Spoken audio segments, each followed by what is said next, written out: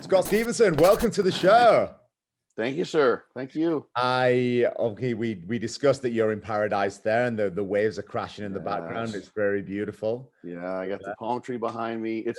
It's really not that far off. I did do a podcast. Hopefully it's going to come out. I think we lost some of the footage from my backyard, actually, which is my pool right here. And it doesn't look that different from that, to be honest.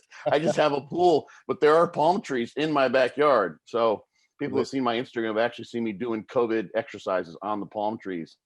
So yeah, it's not a fabrication. I'm not trying to delude myself into thinking I'm in paradise, because I kind of am. It's great here in Florida. Florida does seem that way. From what I've never been, but what I've heard of it, it just seems like a very, very beautiful and well sort of respected and spoken about place. It's funny. I've lived in Germany a couple of times. The Germans Florida is just like it. There's America and then there's Florida, and they've created this sort of all around Florida. But we've got Disney World here. It's very American in that sense, but it's just nice weather-wise. It really is. And I talk to so many people. I grew up in the cold weather, and I'm like, why don't you just move? And they don't have a good answer. I'm like, it's right here. All you got to do is come on down. It's waiting for you. This is really a really interesting topic. Before we jump into the podcast, we'll ramble. Right. But, it's a conversation I have with just people in general. We talk about, a life of fulfillment and following your dream and your passion and things of that nature. We talk about this is predominantly like people in the United Kingdom where I'm from. And they say, if you hate it there so much, like they complain about the weather all the time, the snow, I'm like, you can move. Like it really isn't that hard. Like when I moved to Australia, it was a 2-week thing. Me and a couple of my friends were talking about it. I was like, hey, let's go. So we booked a flight 2 weeks later and we just went. Like it really isn't that hard. There's so much. I mean, you want to go off on tangents, we can do tangents here, but like one of the things that describes that kind of bizarre form of like staying in a place of misery, this misery loves company type of thing, is what Eckhart Tolle has talked about, calling it the pain body. Have you ever heard reference to that notion? I've heard it referenced, but I don't know enough about it to have a discussion. So I'd love to know what it is. It's really fairly simple. It's sort of like some people have within their psyche and within their psychological structure this thing that he calls a pain body, and it's like an entity that's invaded them, and it lives like a little Pac-Man that survives and lives off of pain, both that person experiences and that other people around them experience. So that person sort of ends up sort of thriving on being miserable to a certain degree.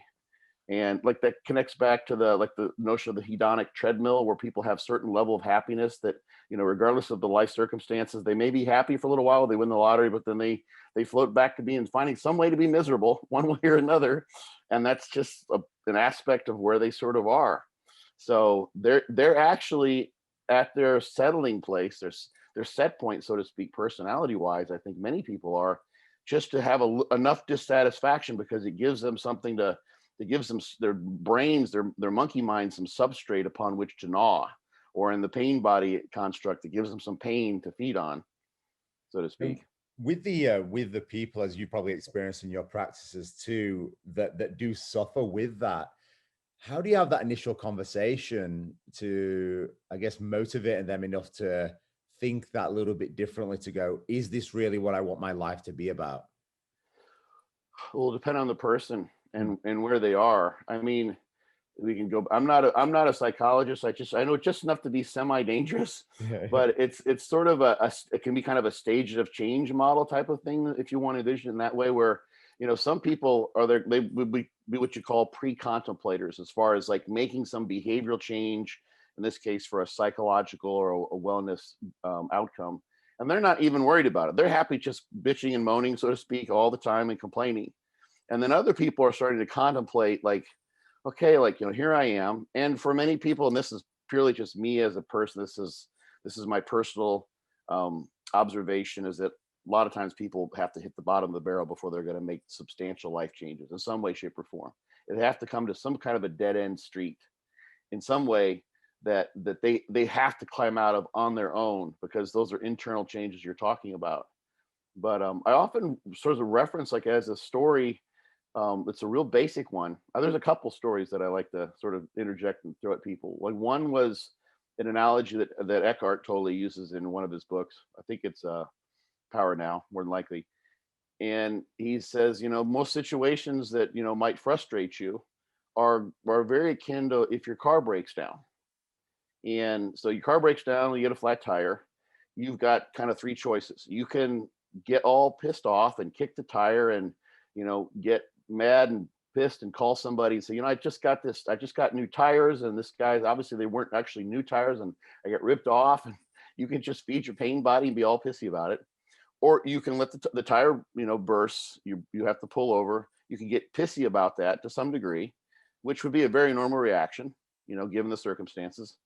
And then, of course, you can then just do something about it and say, well, my tire pulled over, burst. I need to pull over. You call your AAA, talk to the tow people. You set up the location. They come and they tow you away, and you just go about your day. And you can do something, you know. So the first option is where a lot of people just like to be. And the next option is combined with the third one, where literally you have that period of where you're frustrated with life. You dislike things, like you like another winter, you know, another challenge in life that pisses you off. And you can stay in that place of being upset about it, or you can develop a mindfulness practice where you say, okay, there's a source of frustration.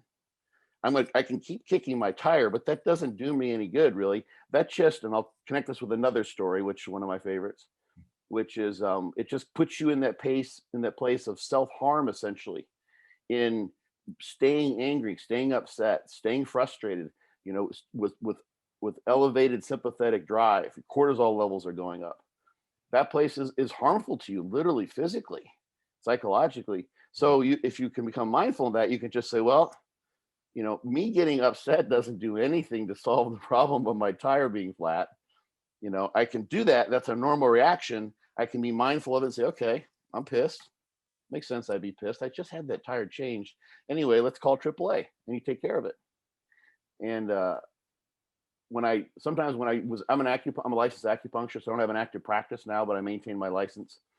And I used to talk about this in the context of Chinese medicine, energy flow, that some people would have issues with. And I related a story that the Dalai Lama told us when he visited Tucson, Arizona one year. And he talked about, and I probably over the years, the details have probably transformed into, you know, my own version of the story. It's very different from his, but the basics were he was in either India or Africa, and he's going to a small village, and literally he's driving in, just in a cab. It's hot as heck. And he's on a dirt trail, which is actually an elephant trail, I believe. And he's going to like visit this village, you know, just sort of pay them a visit, you know, type of thing that he does. And so this cabbie's driving along. He's got the most important patron, most important fare of all time. And the car breaks down. Middle of the jungle. He's not where he needs, nowhere near, they're not walking distance. So he gets out, he goes to try to repair the car, and he's got the Dalai Lama there, and he can't get the car working. He pops the hood, steam starts coming out. He starts getting mad. He starts cursing in his native tongue. He gets more and more angry. He goes and he gets to the trunk, pulls out the tools. Finally, he has no choice. He thinks he knows what he can do to fix the thing, and he has to get underneath the cab, under the engine, which means he has to lie down on the ground in the elephant poop in order to do that, which makes him even more angry, because that's the only way to get at it. And he's working the wrench. He's cranking on the wrench, and literally the wrench falls off and hits him in the head. And he gets so upset that he starts pounding his head on the underside of the car, because he's just like in a fit of rage, right? And almost everyone knows that. You've gotten to this like where you punch a wall or something like that. Well, that is conceptually what's happening to you in a much lesser extent, essentially every time you get angry, unless that anger can be vented because you literally have to save your life by running away from a bear, you know, or there's like someone's trying to corner you in a back alley or what have you. But most of the time we get angry, we get upset, or we experience frustration in our lives to whatever degree. It doesn't serve a purpose unless you can immediately channel that into something positive. It's just like pounding your head up against the underside of the car if you allow yourself to wallow in that. And that's what some people could do. So you tell someone, you know, some version of what I just sort of explained. And I'm like, so the question that I ask you is, how long do you want to wallow in the misery? And is that a happy place for you to be miserable? Some people aren't happy unless they're unhappy, someone said to me one time. And there's some truth to that. Some people, they want to feed the pain body. So the call is yours. You know, if you really dislike the weather, think about trying to find another place to go, or think about the reasons why you don't leave, because you have family, you have a job, whatever. And like, think about how does it serve you to constantly be in that state of tension where you want to do something that you can't do. In Chinese medicine, this is why this comes up so often, because everyone has this pretty much in almost all of Western society, is when you have unfulfilled desires, you've got some tension in your life where you want to do something that you can't do, regardless of what it is. You want a new job, you want a vacation, you want to have more sex, you want to have more money. You're not okay with whatever your current life situation is. That limits the flow of energy. In Chinese medicine, I'll spare you all the details there, that causes the symptom of anger and frustration that we get. And it's literally energetically damaging to us to do that. So that's what I ask people, like, you know, where do you want to be with that? It's like your call, balls in your court, you know. Yeah. You know, let me know if I can help. Yeah. Yeah. I don't know why this reminded me of Game of Thrones, but the Game of Thrones winter is coming almost could be correlated to stress is coming. And if we sort of preempt that and be like, okay, if this, then what? You know, if this happens, what can I actually physically do about that? Can I wallow in self-pity and be like, oh, poor me, the world's against me? Or I can go, okay, here's the situation, here's the circumstance. What can I actually do about that? Right. Well, it's funny because we even interact a little bit on this with email when it came to like setting up this podcast, because I have that issue with my router, you know, and it's like, as it turned out, when I actually got the new router, the guy that I spoke with to set it up that time, because it had the same symptoms. So listeners don't know the situation, but I had some issues with the computer that have literally taken like hundreds of hours of my time. I can just do what I can do. Being upset serves no purpose. So I'm like, you know, I'll just keep on working on it. Had to get the new router apparently, and there's nothing to do but wait on it. And it took a week to get it to me, which is kind of bizarre. So I'm like, this is sort of ridiculous, but I have no choice. And when he got it to me, he actually just did one thing that the previous guy hadn't done, which I'm 99% certain would have fixed the situation in the first place if that other guy, but I just laughed. Like, all it is now, it's just a story. You know, it doesn't impact me at all. And actually, I'll share something now that actually John Meadows, you just had on, sent me over here for our conversation today, shared on Facebook, because it's something that I shared with him. And I've stolen this for someone. I don't know where I got it. Maybe if someone can tell me. And I've chosen a little bit different way probably to express it than the original, but I call it my rule of fives. So you get in a situation that's frustrated, and it could be any number. 5 is just the one that for whatever reason stuck with me. And you can frame that situation. There's no right or wrong way to do this in terms of, will this matter in 5 seconds? Will this matter in 5 hours? Will it matter in 5 days, 5 years? Choose the unit of time, whatever it might be. And something might be going on. Let's say you've got a potential relationship that could be your lifelong relationship, and you're really stressed about it. Think, will this matter in 5 years? Actually, it could matter in 5 years. This could make or break our partnership. I'm going to really focus on making this an important priority. Whereas if it's like, you know, she's upset because you didn't put the toilet seat down or something like that, and you know, you're tempted to like sort of reactively launch back. Will this matter in 5 hours? No. Won't matter in 5 days. This won't matter really at all. It's going to be gone in 5 seconds if I just let it go. So I've shared that with people, and you just apply that rule of fives to whatever life's going. When you're like stuck, it's like, okay, I don't know what to do.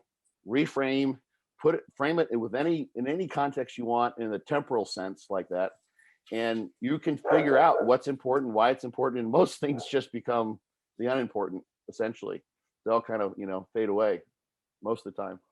Brilliant. Yeah, and I think that's something everyone can definitely take on board and apply into their own life.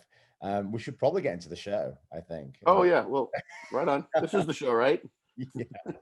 So Scott, just for the couple of people out there that may not know exactly who you are, what you do, can you just give us a quick highlight on what it is that you do with your day-to-day?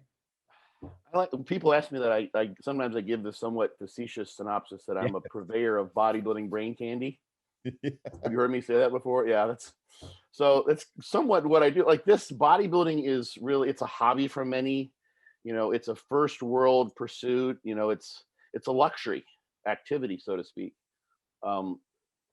as bodybuilding per se for many people, but there's obviously exercises can contribute so much to our well-being, to our quality of life, to our health. I mean, I have a graduate certificate in gerontology because I knew that exercise was so important for older people in terms of mobility, activities of daily living, all sorts of things.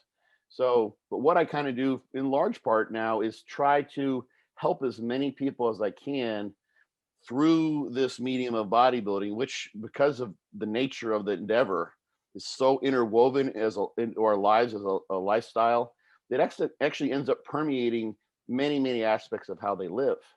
And I just was seeing this the other day on some form of social media, talking about how bodybuilding can be so disruptive to relationships with significant others. And it totally, because bodybuilders tend to be very sort of extremist and OCD.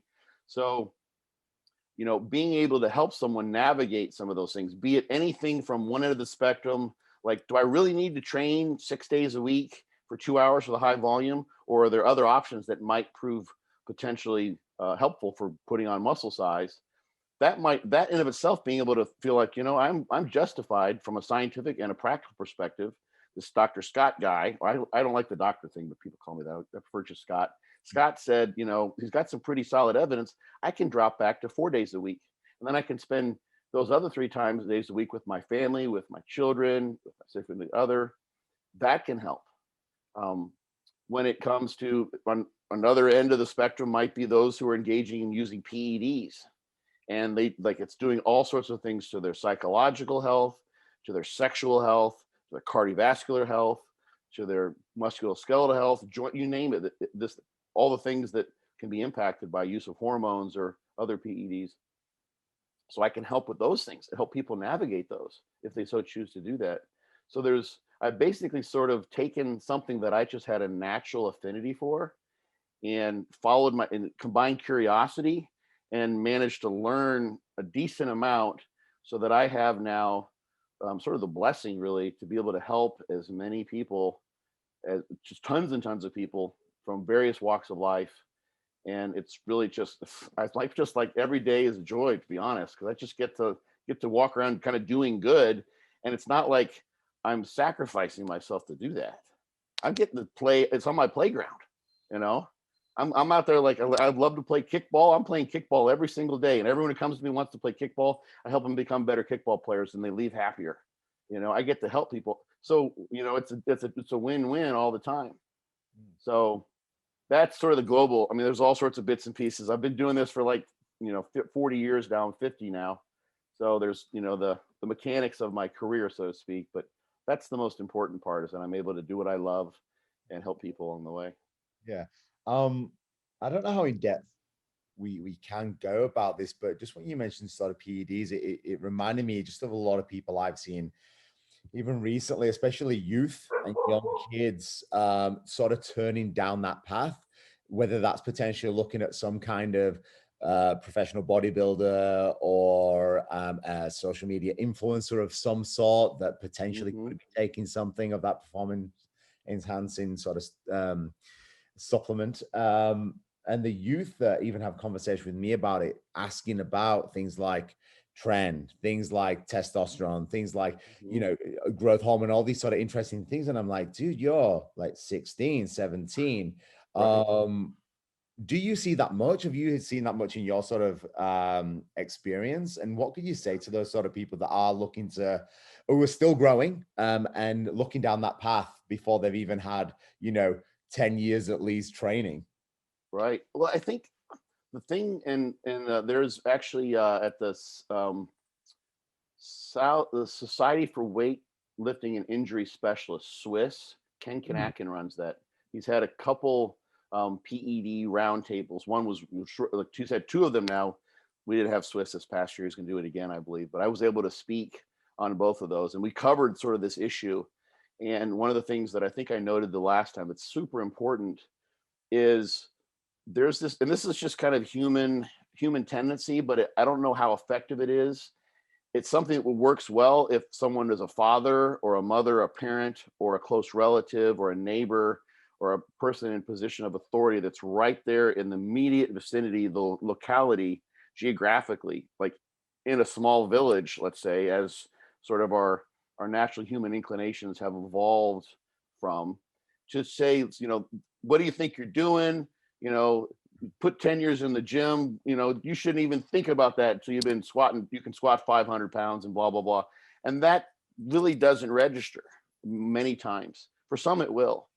But one of the things that's really important in modifying human behavior is that you are making a connection that resonates with them at their level, I believe. And there's some research, actually, again, that's not my forte, but the research kind of suggests like that you need that the person whose behavior will potentially be modified, or way of thinking in this case, that they recognize that you get them.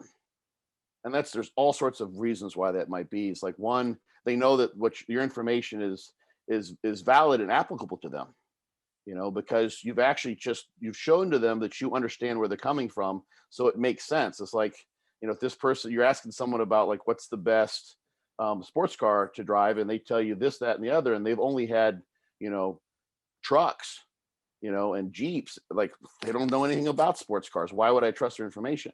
And the other thing I think that's really important is that you recognize that you like, from a human perspective, that you get why they want to do that.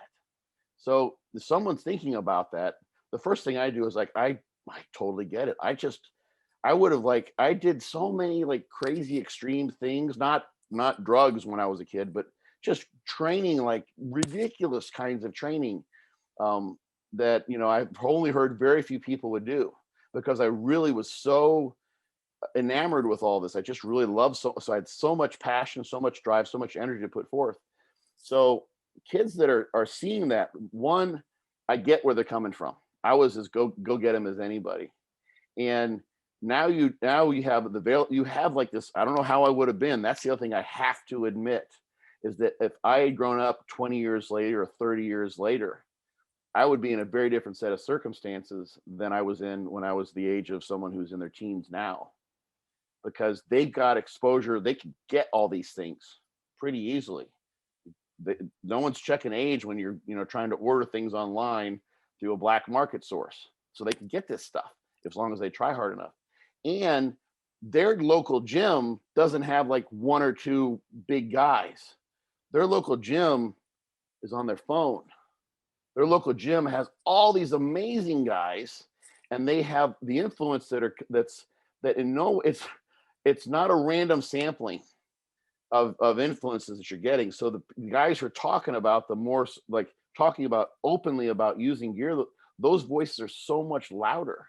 So they've got this environment where they want to do everything they can. They see all these people with, like, literally, it'd be very interesting to try to, someone could probably do this, it'd be a massive undertaking, but like literally, what is your average social media influencer? What is their physique? Where does it rank sort of percentile wise along the spectrum that you would see in a regular gym?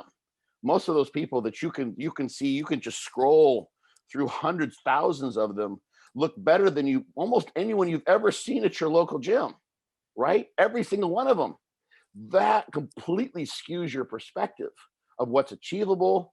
The notion of, you know, that your genetics are going to dictate in large part your response to all aspects of this endeavor. And I just gave a seminar here in town about a week and a half ago, and one of my the talk that I gave, I entitled it "Why You Don't Look Like a Pro." And I go through, you know, examples, pharmacology, training adaptations, dietary responses, you know, the microbiome, epigenetics, all sorts of things that explain why we see this massive variability. So what I would say to those kids is that I can't completely empathize with you, but I have the advantage of having gone through a different set of scenario, and I've got the advantage of like, imagine what you would tell yourself if you could go 20 years in the future and come back. Well, I'm kind of that guy. That's me. I'm the closest you're going to get. And I'm here because I care about you, because you're a version of me who grew up 30 years later than I did. And that's how I feel about young kids. Like they're just another expression of humanity, but they're, you know, 30 or 40 years younger than me. So 35 years younger than me. So that's what I would tell. First, I get you. And I said, why don't you try this first? Because just trust me, you know, you don't know if you're like most of the people I started training with when I was a teen. you won't be training by the time you're 25. And that may not apply to you. If they're talking to me, it may not apply to you. Your life ambition will change. So many things will be different. So fall in love with this endeavor and just train and do all those things. And you will be, it's not like you're not going to lose your responsiveness to those, for those drugs. It's still going to be there. And I would even point out the specific example. Well, there are two people, I'll just kind of say, and I'm not going to, I don't claim to know anything specific about the details, but there are some well-known pros. Kai Green is an example that people sometimes put for, even Ronnie Coleman, who had phenomenal physiques, and then they went to the pro ranks, the IFBB level pro ranks, and then they gained another 50 pounds of muscle after training for. That's not the way it goes. There's a law of diminishing returns that normally applies. All other things being equal, something was added there. So, and that's a great thing to know. It's like, where do you fit? If you have, there's some overlap between the mechanisms and the pathways that are involved with putting on muscle mass without PEDs and those that are engaged when you do use PEDs. So if you've got good genetics for gaining muscle, you're going to figure that out early on without the gear. You decide to do that, it's always going to be there. But right now, you've got an opportunity to know, figure out how kind of what you're made of, genetically speaking, and recognize, and I'm here to tell you that what you're seeing and what you're going to be influenced by, some of your buddies are going to do this. And I had guys that I went to high school with who did this. I can think of a couple guys who geared up, and they would gear up, and then this is very common because they were young, they didn't know what they're doing. They made gains, and then they would vanish from the gym, and then they wouldn't come back. They didn't know how to train. They didn't know anything to do after that. They had no, and that was it. Those people don't train anymore. They're, they are living just very normal sedentary lives. But, so that if I'm imagining, like, had I been influenced by that, and what the youth of today are experiencing is that times 1,000. Everyone's around them is doing that. Things would be very different. I'm so glad that I wasn't, and I got to see that. But that is a common phenomenon. I have another talk that I gave at Body Power at the UK a couple times, maybe at least once there, and it's called Bodybuilding Pharmacology 101. Just real basics, because the thing is that when people are going down that pathway, young people, what you're not getting is a true formal grounding in basic biological and pharmacological principles that you can apply. And even when I talk about things, people like, they'll ask the high-end questions like, do steroids cause up or down regulation of the androgen receptor? And you're like, so you go into like these high-end topics, and people don't even know, like, well, where is the receptor located? And like, they don't know basic aspects of biology and ligands binding to receptors, and what's going on in a very simple sense, going right to high-end questions. So many people, and I've seen this as a teacher, they're just head nodding a lot of times and trying to glean some useful pieces of information, and they really don't have, and there's nothing wrong with this. I've been in this situation too, and I head nod when I'm trying to make my way through something I don't understand, because they don't have a basic understanding of physiology and pharmacology and biology to know like really what they're doing. And you're basically, when you're using androgens as the primary example, you're basically commandeering and taking over the role of a major aspect of your endocrine system, your hormonal system. It's the one that makes you a man. In the biological man versus woman sense, you're messing with fire in a certain way. And people aren't going to like just die. So I'm not trying to like, do a reefer madness type of thing. You can Google that if you know what that is. But understanding what it is will give people, I think, a more accurate way of assessing what it is they're getting themselves into. Because the way things are perceived now, with so many people talking openly, and you start to see some of the repercussions. Some of the very open individuals are coming around with health issues they're also making public. You probably know who I'm referring to. And that's actually a good thing. It's good to be honest from the beginning and the end. And that person has been, I think. But people are starting to see that this is not just being nonchalant, is probably not the smartest way to go about it. So I would sort of say that. And then I would say, so ask me questions.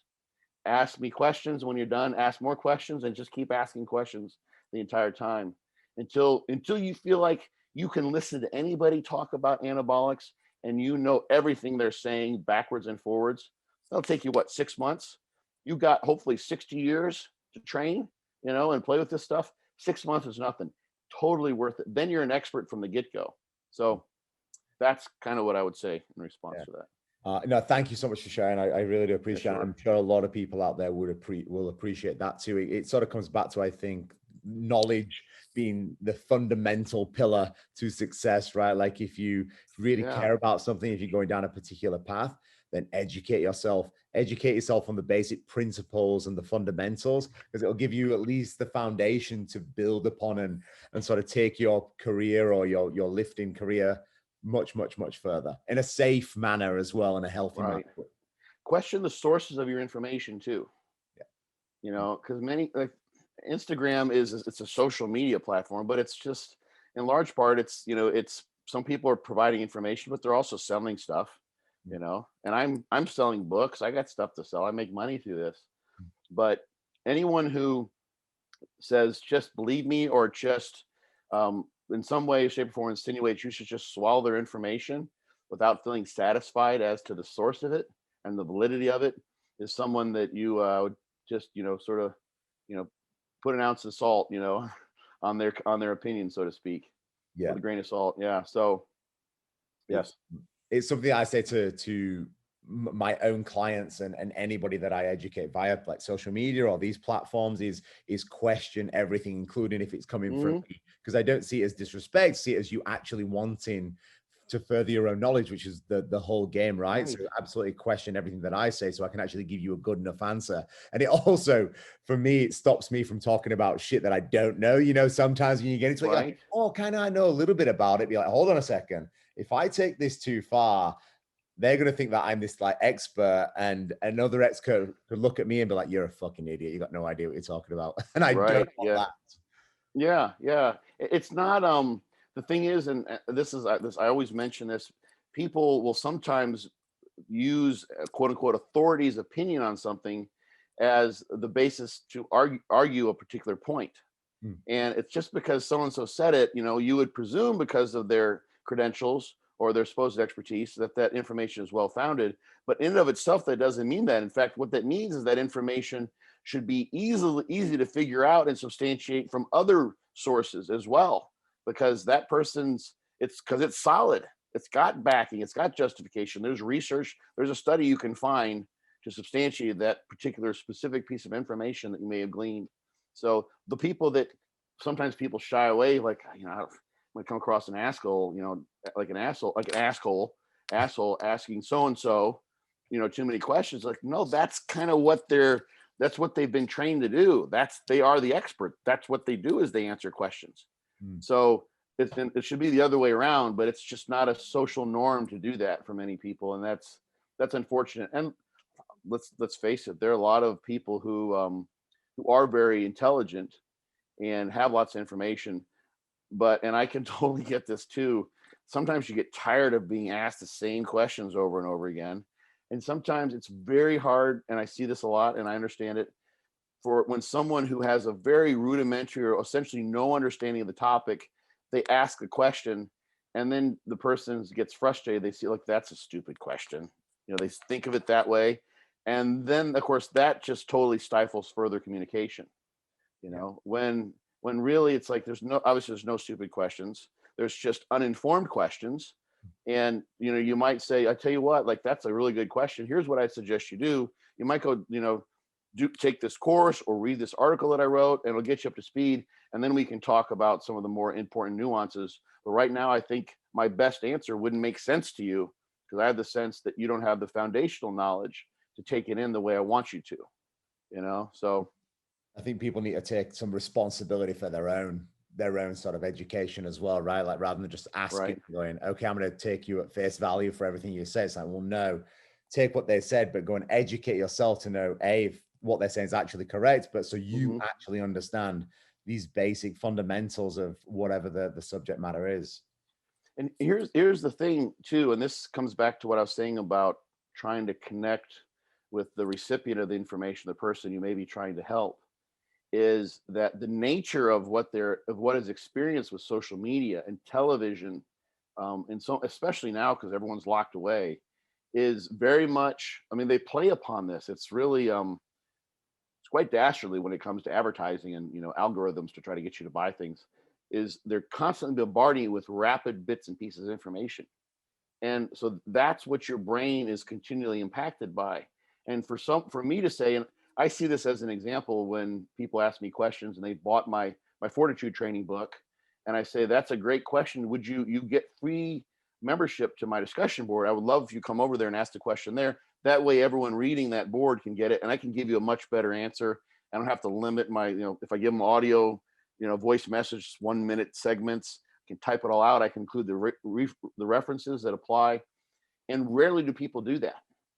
It's because it's so much out of their norm. It's like, we don't stop. It's just stopping and smelling the roses type of thing. So you're just kind of zipping through life, and, you know, you get to the end of your day and you're like, well, what happened? It's like, I just was stressed out all the time. You know, I never stopped and actually made use of and paid attention to what was around me. So you're fishing around on Instagram in, let's say, in the information space of bodybuilding, trying to pick up things, and you're getting, you know, 1 minute video clips or short little, you know, descriptions underneath those posts, whatever it might be. And that's a very different mindset to be in versus, okay, hold on, let's stop. What do I really want to know here? I want to know, you know, does the androgen receptor upregulate or downregulate when it's exposed to androgens? And like, why would people say that? And why does it matter? Okay, let me go see where I can search for that. Scott in his book says, go to Google Scholar, scholar.google.com. I type in androgen receptor upregulation, anabolic steroids. Look at all those rabbit holes. Here we go. And you stop and you explore. And that's so different. And that's a hard thing to do. I can't imagine how I would be if I had grown up with the exposure to social media that kids that are teenagers now have, because their brains have been influenced by this differently. It's as, I mean, obviously there's changes in brain structure that are depending on, we even talked about this just the other week in my seminar, like there are epigenetic changes that impact brain, that are known in brain structure, that impact personality and tendency for depression in children who've undergone trauma as children. So when they become adults, that trauma literally changes the expression of genes that code for neurotransmitters and their metabolism in their brain. So they tend to be depressed. So these things are adding up over time. So now you're left with a brain that wants to get depth of information, but isn't equipped. It's got no practice in doing so because all it's used to is getting tidbits here and there without any fact checking. So it's important to recognize that and say, hey, that's okay. You can do it. I know you can. The human brain's friggin' amazing.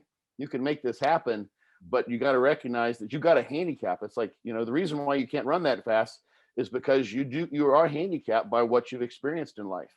You know, you're trying to, like, you know, step up to speed with people who are, you know, interacting at a college level, and you haven't, you know, had, you know, junior high level classes yet. You're going to have to go through and, you know, do the work beforehand, but you can get there. It'll happen. It's possible. So that's super important, because it's easy to say and sort of say you're lacking in discipline, or, you know, there's like, you just need to do this and just force yourself to. But there's some truth to that, of course. I'm not trying to, like, you know, give everyone an out, but you have to recognize what someone who's, you know, a teenager is up against. At least I do, because it's very different than what I was up against at that time. We didn't have computers in school. None of those things. We had to go look in the microfiche, the microfilm, to look things up in the library. I remember doing that. I did that in grad school to get copies of papers. This is like, oh my God, here goes with it. You know, back in my day, it was uphill to school both ways, you know, blah, blah, blah. But to get papers and to go down those rabbit holes, I'd find a paper, and I would look up I'd find a reference in the paper, a citation somewhere. Then I have to go look that up, actually pull the journal volume off the shelves and find it. And I would have, like, you know, a stack of 40 books, and make sure I got down by the end of the night to the photocopy center, like with an hour of time left over, so I could make photocopies of those. I have like pounds and pounds of paper, copies of papers here that you can't even get online, I don't think. because I photocopied those by hand back in the day. Now you just zip around. Like, I know, like, it seems like crazy, but that made for a totally different experience. And I actually would get them and I'd read them as I was photocopying them one-on-one. And now you don't even see, there's no value in that. Imagine the difference in being in a paper that you found, and I really want this paper, and you go to the interlibrary loan librarian and you fill out the information, and they have to send for it from some library in Slovakia, and it gets to you, 6 weeks later, and you're like, wow. And now you got to go connect that with what you were looking into at that particular time, and you get it. Like, that's a gem, that's a piece of gold. Whereas now it's like, oh, okay. People just discard those things. They don't see that as being that valuable. It's still the same paper, but you're in the context of this massive influx of information that totally clouds how you value and organize and structure all this information in your head. So my brain, in terms of scientific information, was structured totally differently than kids nowadays. So I need to recognize that and letting them know, like, it's okay, do what you got to do. But I think there's value in slowing down a little bit. 100%. Yeah. I wanted to go into talking about the difference between intensification and accumulation phases and why they matter. The amount of people that I speak, and I'd love to get your thoughts on this, obviously, but because I have my own ideas on it, but the amount of people that I speak to, and even more recently, a couple of friends of mine just asked me for like advice, and I was like, cool, well, what are you currently doing? And one of the answers was, well, for the past 3 years, I've been doing between 8 and 10 reps on every exercise, 3 sets, every time at the same weight, like for 3 years. And I was like, well, no fucking shit. Like, no wonder you're not making any progress. Yeah, that was the answer, because there was no ideology there of, okay, well, what else can I do? How do I make progress? How do I change? And such a very easy answer was like, well, there's 100 things you can do. Do you know what I mean? You could go to 11 reps or 12 reps. You could do 4 sets. You could, there's lots of different things. So I'd love to know your thoughts just on intensification, accumulation phase. Do you like periodizing between the two? What are your sort of thoughts on that?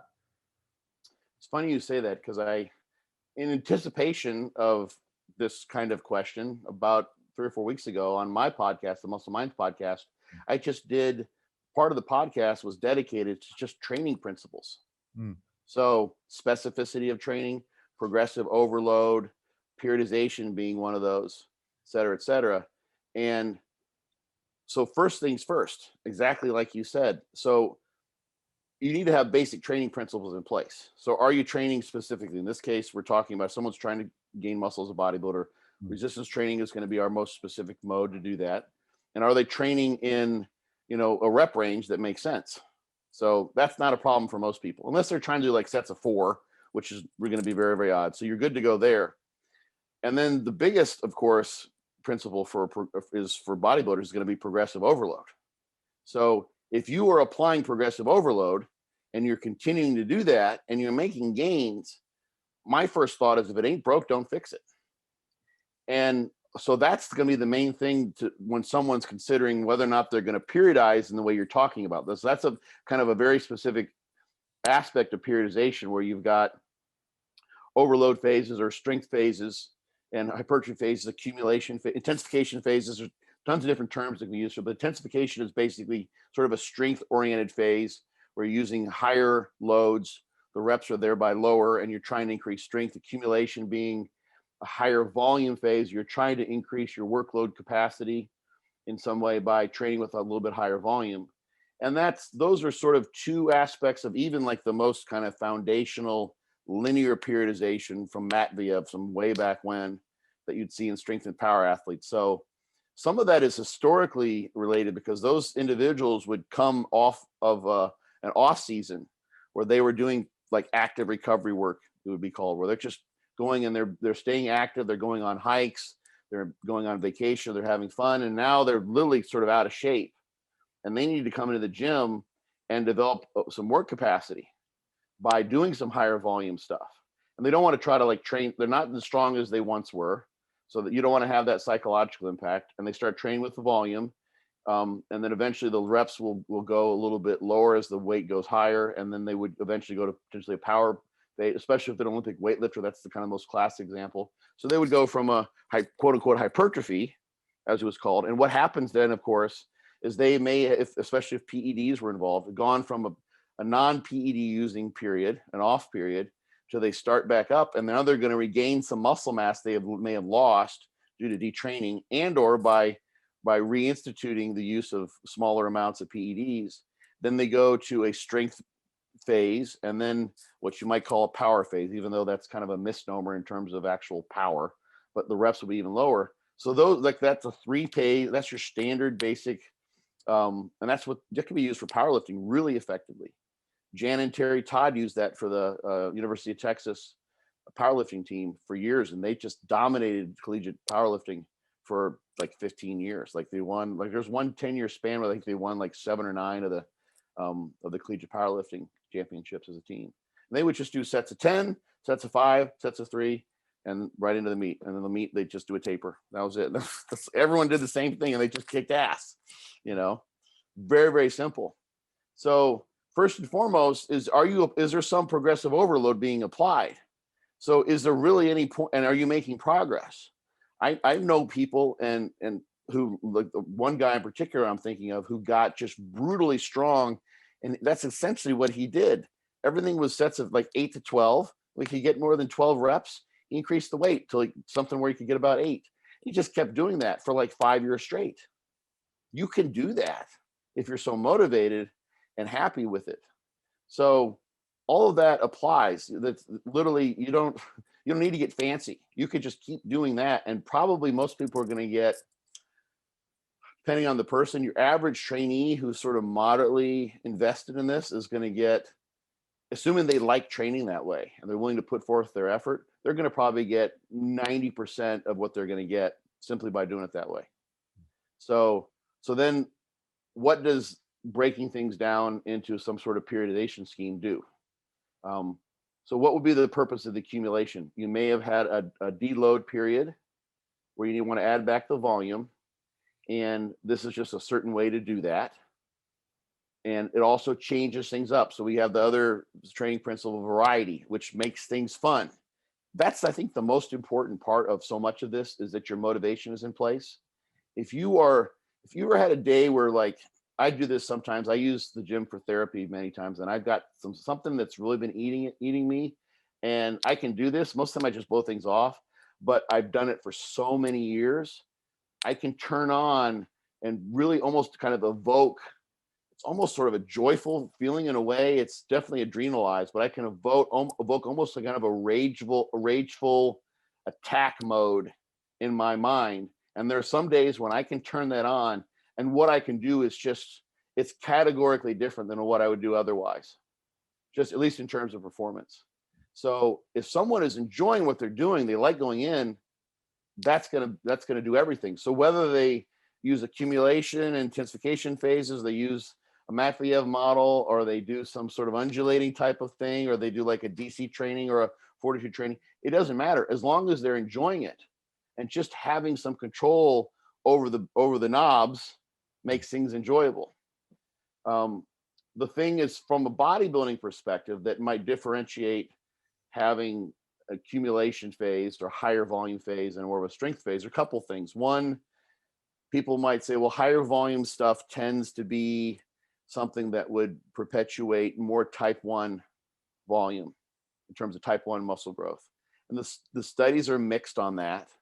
A lot of those are just in untrained individuals. That's kind of part of the issue. So Brad Schoenfeld has a study where they trained, and they just looked at whole size of the soleus and the gastroc. One leg trained with like 20 reps, at 20 or 30 reps. The other leg was trained with, I think, around 10, maybe 6 to 10 reps.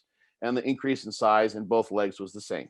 They didn't do a fiber type specific, but those are untrained individuals. There's a really cool study from, I think it's from Norway. Is it Norway? It's not Sweden. It's Vernbaum's group. He's done a really nice review on things, and they took some powerlifters and had just compared like a short period of training, and had a week of 2 1-week periods of blood flow restriction training over the course of like a 4-week period, and they measured muscle size and I think quad volume or vastus lateralis cross-sectional area.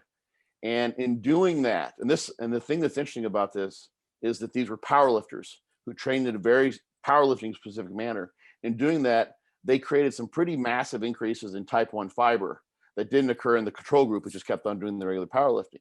So it wasn't the drug regimen or the food or, you know, the weather or anything like that. But the thing is, for them, that was a tremendous deviation from what they normally did as powerlifters. So it was a novel stimulus, and one that would create so much more volume of training on those type 1 fibers because the number of reps. We're talking about they did like about 30 reps, keep the blood flow restriction in place, 30 seconds. I think they got like 12, 15 and 12 and maybe 8, something like that they shot for. Though, have you ever done the BFR training? Yeah, it fucking sucks. Like it's brutal. Reps, I'm like, damn. It's absolutely brutal. So this was just crazy novel stimulus for them. That group actually published some of those same authors were involved with the study showing sort of an overreaching effect. And this was in untrained individuals from doing that sort of thing that only manifested like long after they'd finished the training. They had 2 like 7-day periods. And they were able to see muscle growth that peaked like over 10 and 20 days after the training stopped, because it was such an insult, such a brutal stimulus in so many ways. So the thing that's interesting about that is that it's totally novel and new. So if someone has not been training in a certain way, there may be some sort of specific type 1 versus type 2 types of muscle growth to be had. It's possible for some people too. This is sort of a big area of exploration. I've talked about this on my podcast, that this sort of the ghost of sarcoplasmic hypertrophy might be involved. You know, so that's from the Cody Hahn study that everyone's talked about. And they took from a previous study that on average did not show muscle growth. They took the responders to that particular training regime and then analyzed why it is that those individuals, those who responded, had muscle growth, and they showed a sarcoplasmic hypertrophy type of effect. But that wasn't the whole of the original subject sample. So it was a very biased, selective choice to choose those. Obviously, you can't demonstrate sarcoplasmic hypertrophy. There's no hypertrophy, or you're demonstrating something a little different than what people typically think of as sarcoplasmic hypertrophy. So it's possible that some people might, from the higher metabolic demand, all the things that supposedly contribute to that, get sort of a specific training. So this is the idea behind periodization, is that you can sort of maintain gains that you've made previously in muscle size, let's say the type 1s, and then evoke the type 2s, and then evoke type 1 specific gains. And then you would go to more of a strength phase, and maybe then the type 2s would get new growth. Because now, and this is something I see with my training system, now you've got a scenario where you've been doing sets of 20, you've been doing high volume, your cardiovascular system is a little bit conditioned to this. You're not going to gas out as easily. Mentally speaking, psychologically, you're used to like sets that last a lot longer. So you can push through those higher load, lower rep sets in a way that you wouldn't otherwise. So there's some carryover, some muscle endurance that allows you to get, let's say, 10 reps instead of 8. Whereas you don't necessarily have more muscle size even, let's say, but you've just got numerous factors that are contributing to performance of more reps just by 1 or 2, but that's a 20%, that's a 25% difference actually there from 8 to 10. That's increased loading. So more loading it means a greater stimulus. As long as you're recovering, it's going to mean greater growth, generally speaking. So that's sort of the idea behind periodization. And even a Brazilian group did a study that just came out. People have talked about it a few times. I've seen it discussed a couple of times, where they had one group that just did like the standard higher rep hypertrophy based training, and it's like an 8-week training study overall. And the other group spent like 3 weeks focusing on increasing strength. And over the 8-week study, that group that did 3 weeks of strength focused, and then the last 5 hypertrophy, they gained more strength and they gained more muscle size as well, in the vastus lateralis, I think it was. So, but these were, untrained individuals, I believe. So, but it makes sense. That lends some credence to the idea that the more you can load, and in a certain sense, the stronger you can get, which allows you to load more, the more you're going to be able to evoke that stimulus and thereby create the adaptive stimulus for getting the muscle growth you're looking for. So there's a rhyme and reason to all those things. But if you're someone who doesn't, at some point in time, everyone is going to reach, not everyone, but many people are going to reach the point where they simply aren't willing psychologically to keep pushing to what would ultimately be maybe their physiological limits, because there's a psychological governor in place. Maybe it's motivational, maybe it's the actual pain during the set they can't get used to, maybe there could be a number of things, but eventually the progressive overload and the drive to get better in the gym is, for many people, going to be the limiting factor. And you can't obfuscate that. You can't dodge that. You can't get around that by periodizing things. To some degree you can, because then you can step away and say, okay, I like the higher rep stuff better. It's not as stressful to me. And then I only do the strength stuff, 1/3 of the year, 1/2 the year. So some degree you can, but eventually everything gets to be so hard that the limiting factor, I think in many cases, your willingness to do everything you have to do in terms of recovery, food, supplementation, the way you set up your training, the time you have for your training, the way you set your day up around your training, all those other details, so that you can ensure that you progress inch by inch over the course of the years. And that's the periodization is just one piece to making that happen. But it's the motivation to put all those pieces in place, which I think is the ultimate thing that limits most people. So, yeah, I was always I think I still am a big advocate of going between those accumulation intensification phases. And I think you hit the nail on the head, where it's getting stronger to be able to lift more load, create this greater stimulus for potential muscle growth. And I found from a client perspective, they enjoyed that ability to be stronger, to actually be able to lift more load. I'm like, whoa, this is really motivating. I'm actually getting stronger, because there's always so much, and it takes a certain sick individual just to be able to just go with a higher volume, crazy pump all the time sort of mentality. Because like you said, it fucking hurts. Like, it hurts. And you've been able to go into every session and be like, this is just going to fucking hurt. I know it is. But if we're like, cool, let's do this for 3-4 weeks, and then let's get you a little bit stronger. Oh, weight's starting to go up. It hurts a little bit less. And then you're able to carry over that sort of strength. So I've always been a big advocate of that for those sort of reasons. And I think too, like one of the things that's built into my Fortitude training program, it's a daily undulating periodization type of thing. So like days 1 and 2, you're doing more of the strength related stuff, the heavy loading. And there's a couple gyms that I know of where they sort of taken one version of the training plan. It's called the Family Man plan. It's just 3 times a week. And they're using that sort of in a semi-universal fashion with like all across the board with all the trainees there for some of the trainers. And what it does is it makes things fun, makes things enjoyable. They like to get stronger, but they're not going in every single day having to face, the big demon of the logbook trying to improve. So it's not too much. And for someone in that situation they've got a trainer in part for accountability, for adherence, having it be fun is a huge factor for them, because if they went in there and they're overly psychological, they just wouldn't adhere. They wouldn't be there at all. So then it's a matter of training versus no training. So that's gigantic. At the other end of the spectrum is someone who, like, getting there and training and it's going to happen no matter what. Maybe they train too much, so that the impact that will have is going to vary depending on the person, their psychological makeup, ton of different things potentially. So it makes perfect sense for someone who's got all of the bits and pieces in place to have some periodization. That's why it's used. You can't go full bore all the time. Eventually you sort of break down. So, and I've always said, for years I've been saying, like, try DC training, Fortitude training, Mountain Dog training. I know those 3 training systems pretty well. They all have their strengths. They're all different in different ways. If someone sticks to one of those for 3 or 6 month blocks at least, or maybe longer if they're continuing to make gains, then and it rotates through those, you're going to come out on top pretty well. They're all hard. None of them let you slip on through. There's no slacking in any of those programs, and that makes things fun. And it's who knows. There's a study I've talked about where they did a unilateral training study where they trained one leg either 2 or 3 times a week, and the other leg was trained 5 times a week. Each training session was 3 sets of 10 to failure.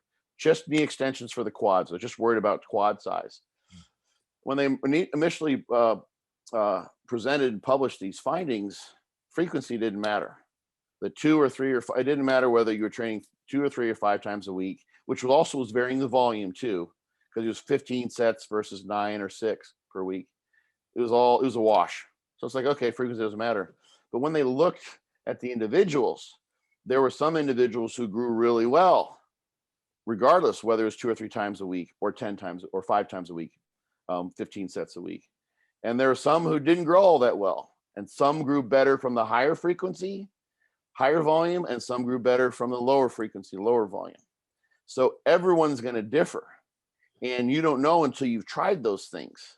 So, you know, for some people, you know, doing a strength phase and accumulation phase, they might be to some degree wasting their time a little bit with the strength phase if they grow really well from higher reps or a different strategy that's a higher frequency, higher volume strategy, what have you. Some people do really well with DC training that matches their mentality. The volume, the work set volume is pretty low, but it's totally and absolutely focused on progressive overload. And literally, I tell people this, there's various ways to get there, but if you in some way, shape, or form, assuming you're eating enough to do this and you're trying to gain muscle mass, in some way, shape, or form, make yourself a monster in terms of the weight you can move in the gym in bodybuilding ranges. So you're not just trying to be a powerlifter, but you're going in there and you're bent over rowing 315 for sets of 10, and you're squatting 405 for sets, et cetera, like the big weights. It's going to manifest in your physique, no matter what, pretty much. You're just not going to get there otherwise. So progressive overload works without a doubt, in my opinion, if you can make yourself, the form's going to follow the function to some degree.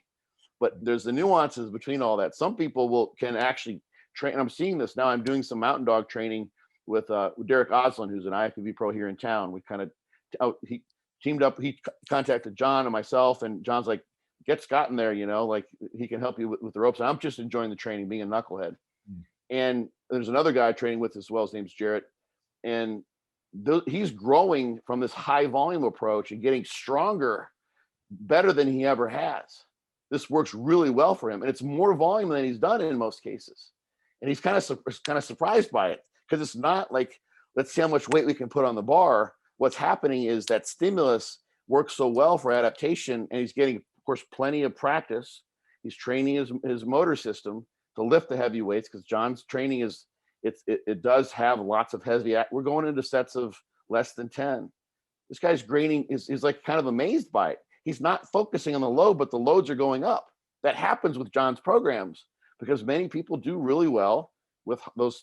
His program there's many nuances there that take a whole other podcast to get into, and John's the man for that. But he's not even trying, and the loads are going up. So that's happening. That correspondence, which isn't always one-to-one, between strength or performance in the gym and muscle size, is surfacing in John's program, even though it's not nearly as focused on get as strong as you can, focus on the logbook, beat the numbers each time, as DC training. So DC training focuses on that connection, and John's focuses more on creating the stimulus, but those things still go up in tandem. So the question is finding like where along that spectrum is best for you, which that study did such a nice job of kind of unearthing, because they don't typically do that with studies. You publish the group findings, like, okay, frequency doesn't matter. It's like, I tell you what, you ask John, who got twice as much growth from 5 versus 2 times a week, frequency matters. Volume matters huge to him, because he's got one leg that looks substantially bigger than the other one now. The answer for him is totally different than someone else. So you have to find your own answer. And that's the thing that that goes back to, like, the title of my book, Be Your Own Bodybuilding Coach, learning to ask your own questions, figure out the answers for yourself. Ultimately, you're going to have to make the call, and be willing to play around to find the best answer for you. I always say to people, it's interesting, right? Because the body's a scientific equation or a mathematical one. If it was maths, it'd be easy, right? 1 + 1 is 2, but it's not. It's 1 + 1. Right. For physics. Right. Yeah. The biological interindividuality is it's starting to come out now in the research. And it's something that I talked about in my Fortitude Training book and in my Be Your Own Bodybuilding Coach. It's so tremendous. There are people literally who they're just essentially non-responders, and maybe they are non-responder in terms of strength gains and they get some muscle mass gain, So that, like I said, it's not a perfect one-to-one correspondence. Some people can gain strength and the size doesn't come along.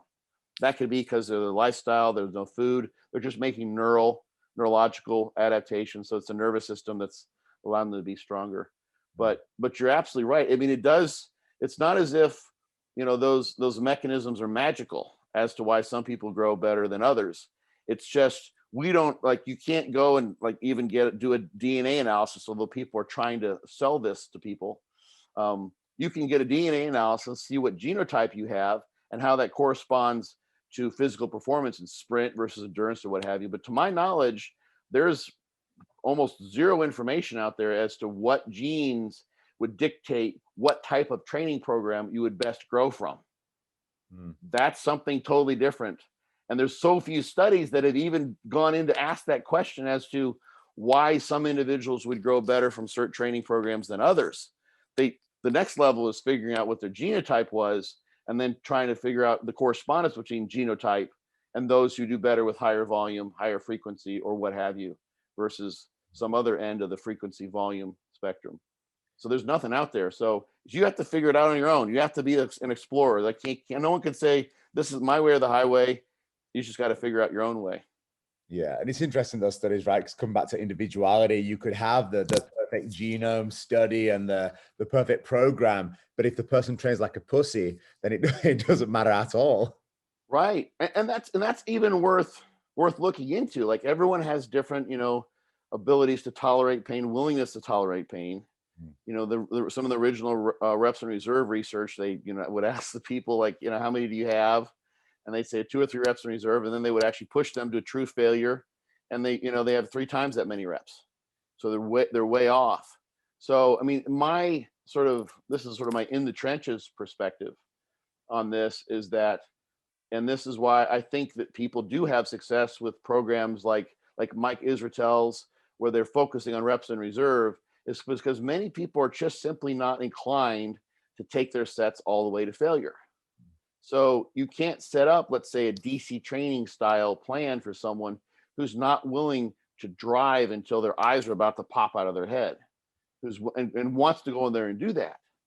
And you might not have, there's one of my favorite stories. I was just going back to DC training years ago in my gym, and one of my trainers there at the gym was gonna tag along with me. So it was the first day back, and I think I'd been nursing a leg injury or something like that. So we got to the end of the workout, lower body workout, and I did the heavy sets of squat, and then I did a Widowmaker.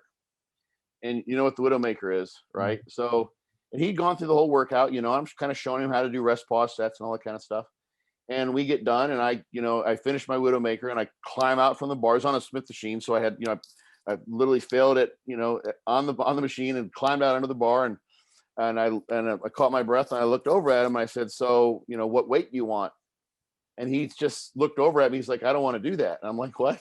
He's like, I'm not doing that. I'm done. Like, I don't want to do this. Thank you, but I'm not training that way.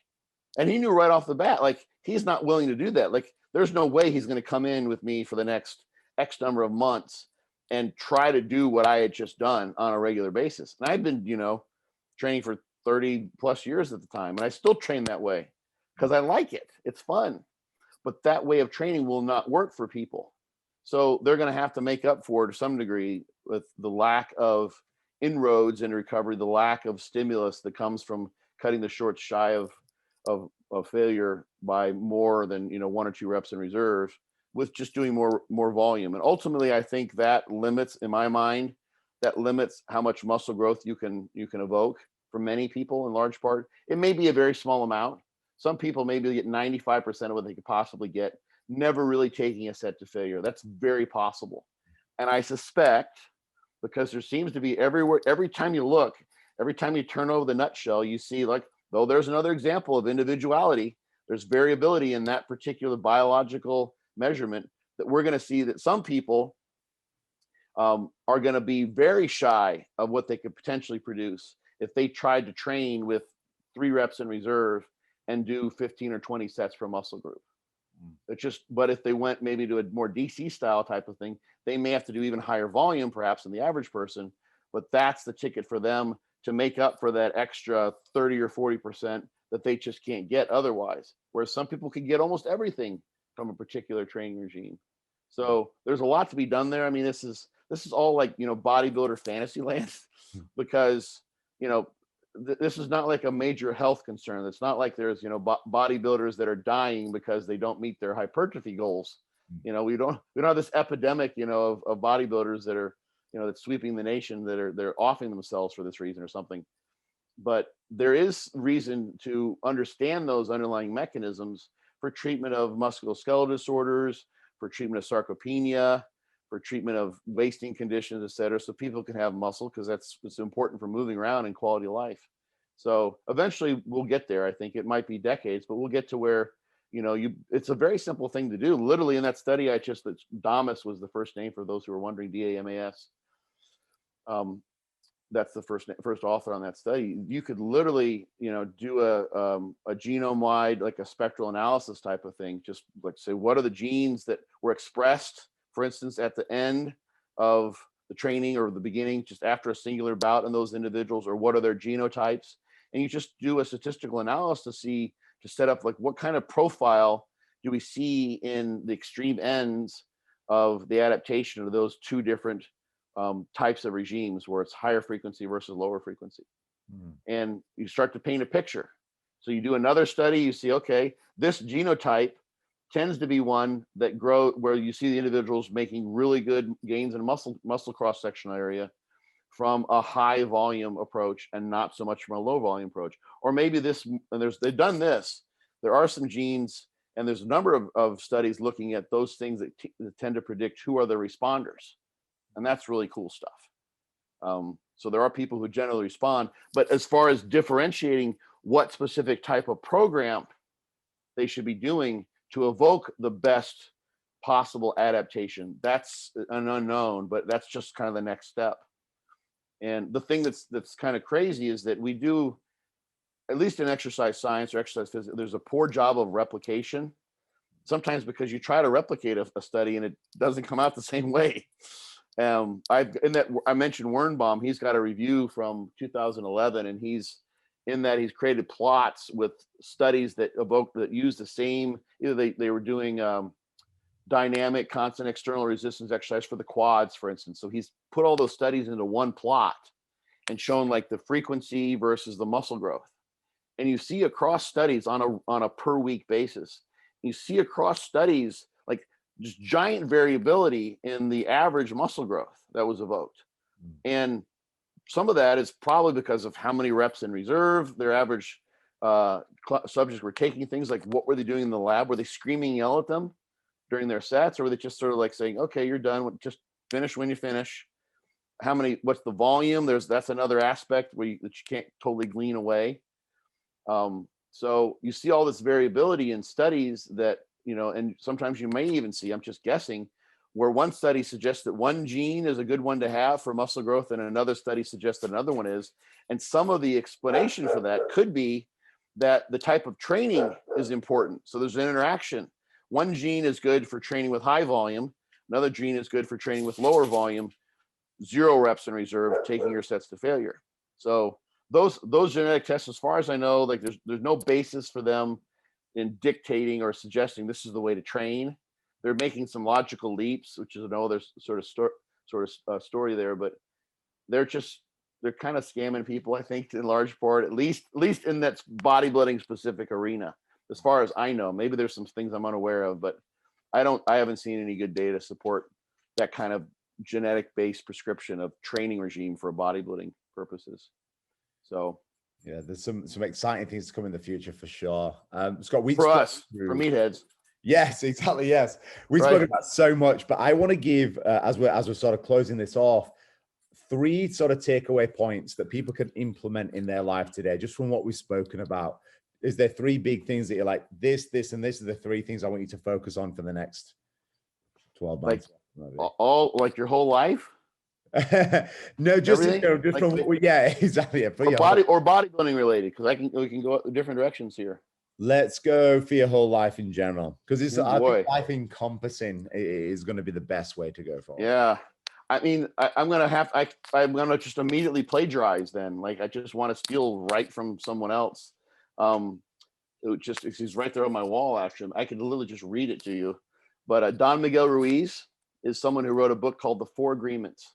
And there's actually a fifth agreement, which is another book. It's a phenomenal book. I think I have a sense it would resonate with you. And I'll spare the readers my poor ability to summarize the origins of this book. But the idea is that if you would sort of pay attention to these things, you would do these things in your life, and everyone did them. And I explained this to a friend just the other night.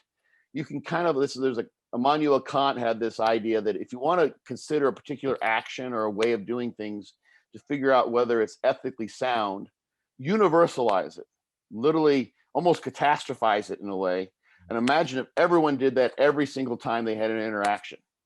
Would it be better overall for everyone involved if everyone acted that way? And if not, then might want to think about not doing it that way. So like lying, think is lying good or bad to do? Like imagine if everyone lied all the time. Well, we have mayhem. So that kind of suggests at least a first film of evaluating like how good is lying. So the first of the three agreements, or the four agreements, there's five now, is be impeccable with your word, which just means be very specific with the things that you say to people, especially in those important circumstances. So like one thing I've been totally guilty of in the past, and it's sort of like it's a turn of phrase that comes, I think, from being a Midwesterner, and maybe Americans do this, maybe more than Brits or Australians. But when you get a little bit heated and you're wanting to maybe criticize someone for something you wish they would do more often, you'll say, "You never tell me you love me," let's say. And like, that's not really, like, the person may have said, "I love you" thousands of times. But when you say, "You never tell me you love me," well, that's kind of an absolute, like, you're not being impeccable with your word. You're not carefully choosing your words. Instead, you could say something like, "I really like how I feel when you tell me that you love me. I wish you would do that more often because I feel more connected to you when we do that."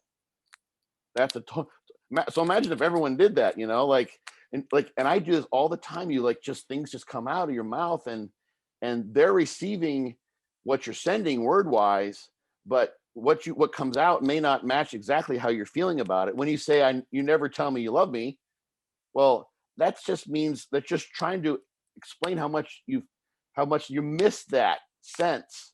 You really don't mean that exactly. So the second is don't make assumptions. So many times, and like, I'll tie this back to social media. This is one you can apply like pretty much every single day if you spend enough time on social media, is people will, like, if you see someone who's trolling or being negative or acting in the ways that most people wouldn't in real life, but they do on social media, sort of allows you to do that. One of the things you tend to do is you just assume from that little tidbit of behavior that person's an asshole. You assume that they're just trying to be a butthead, they're just being disruptive. And we really know nothing unless that person's a personal, you know nothing about what their day was like. They may have literally just gotten the worst piece of news ever, and they have some message they have to get to on social media, and they see your post and they just fire something off, and they can't even think straight because they just found out that their uncle died or something like that. And so then you get into an argument with them because you think they're an asshole. Whereas if you knew, like, John walks in the room and you're just like, "Hey, John, what's going on?" It's like, "My uncle just died." You would behave totally differently to that person. You would. So we make so many assumptions. It's how we, like, navigate the world in large part. You're assuming so many things. I don't know what the number is. Like, people talk about, like, we're taking an X number of bits of data. It's just extreme amount of information, and we're only really, like, consciously aware of a small part of that. So we're constantly assuming tons and tons of things. But when it comes to human interaction, just stopping and thinking, like, okay, you know what? It doesn't really help for me to, like, fire back at this person, and I'm assuming they're an asshole, but are they really? I don't have any idea. Yeah, keep going, Scott. Sorry. Oh, yeah, okay. Oh, no worries. Just want to make sure we're good.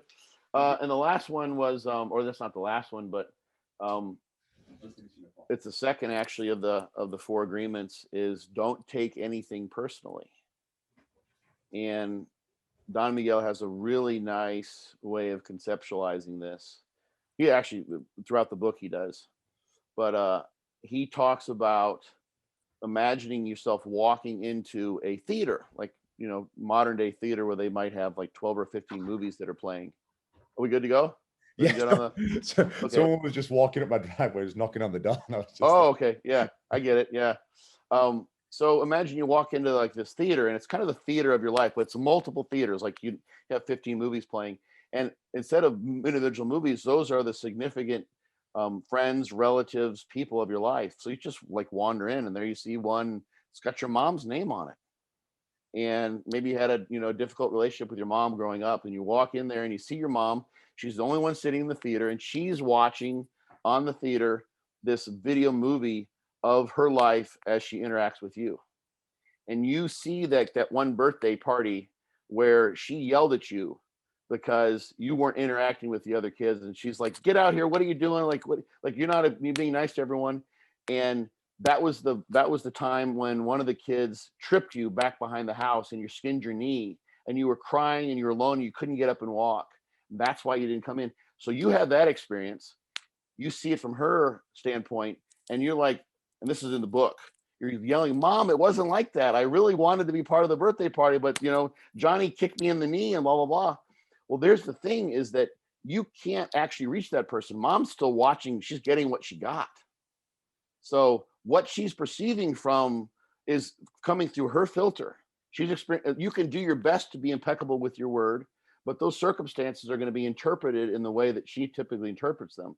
So when she says something back to you, or she does something, that's only because she's interpreted to the best she can, best of her ability, hopefully, her experience of reality. And she may see you, like you as a child in this case, as being like very antisocial, doing all the wrong things, and she fires back at you. That's not personal.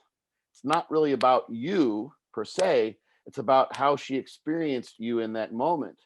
So if you get pissed at her for being wrong because you take it personal, all that does is further confound the issue.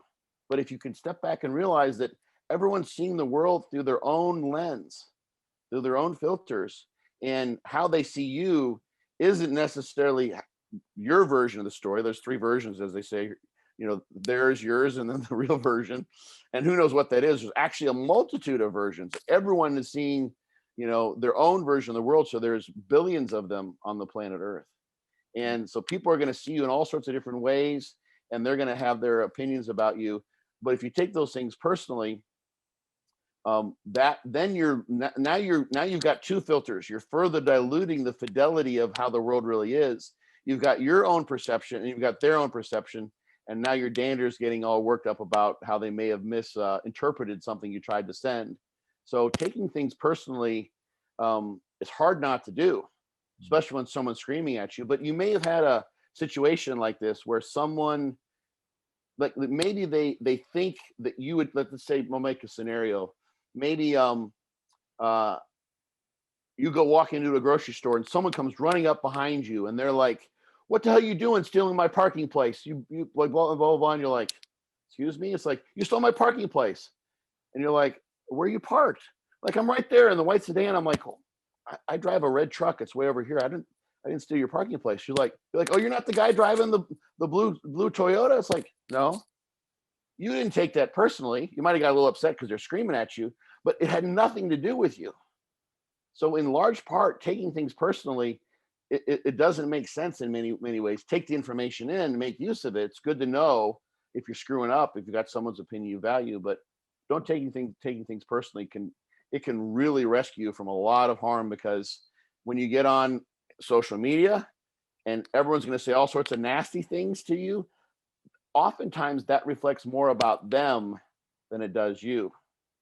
Someone who takes it upon themselves to be mean and nasty towards someone else probably doesn't feel great about themselves on the inside in many, not all, but many instances.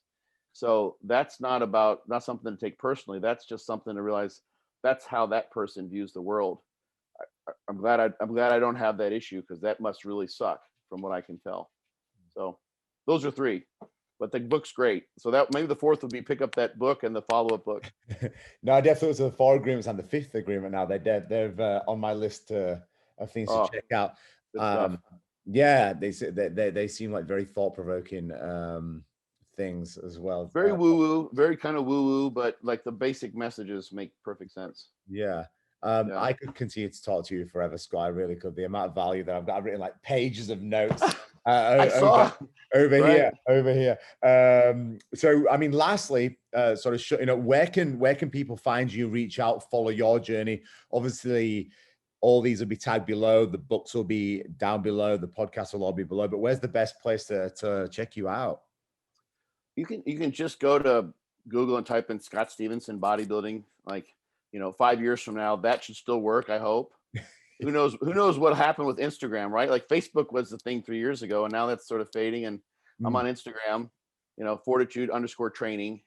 But you can, I'm pretty well search engine optimized, SEO'd pretty well. So you can find me without too much trouble if you type those words in. Yeah, and all those all your Scott's books and podcasts and Instagram handles will all be in the links below, guys. So you can just click on those and go right to the source. But yeah, when I was doing my research, that I just typed Scott Stevenson in, and the amount of articles and obviously Fortitude Training and everything came up. I was like, holy shit, you're not hard to find at all. I know, it's like, no, that's intentional, but you know what it is, and partly like people ask me about, I'll do almost any podcast. So I think that helps. I hadn't even thought about that until just now, but that's probably why it comes up that way, because I do podcasts like all over the place. So I'm kind of intermingling my my advertising seed everywhere, so it pops up really well on Google. No, it's beautiful as that. Scott, thank you so much for your time today. It's been an absolute pleasure. My pleasure, man. Definitely. If you want to optimize your health, fitness, and lifestyle and learn the tools and the tricks and the knowledge to be able to sustain a healthy and fit lifestyle, then please go check out my books on my website. As a loyal subscriber, you get a cheeky little discount. So I'll see you in there.